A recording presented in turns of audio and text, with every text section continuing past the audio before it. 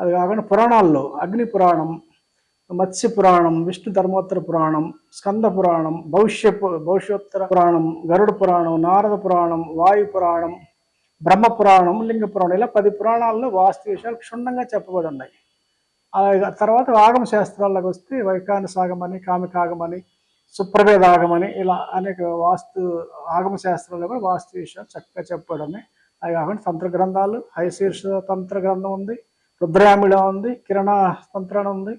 అలాగే సమితాల్లోకి వస్తే మీకు బృహత్ సమిత, కాశ్యప సమిత అని, గార్గ సమిత అని, నారద సమిత, వశిష్ఠ సమిత అని మనకు కొన్ని సమితాల్లో కూడా వాస్తు విషయాలు చెప్పబడి ఉన్నాయి. అలాగే అది కాకుండా అది ఇతర గ్రంథాలు చెప్పాల్సి వస్తే రామాయణ, మహాభారతం, అలాగే కౌటిల్య అర్థశాస్త్రం, శుక్రనీతి, భూమి సూత్రాలు అని చెప్పేసి అన్నింటిలో కూడా వాస్తు విషయాలు మనకి చాలా చోట్ల చెప్పబడి ఉన్నాయి. అది కాకుండా జైనిజం, బుద్ధిజం గ్రంథాల్లో కూడా వాస్తు విషయాలు మనకు చాలా చోట్ల వచ్చినాయి.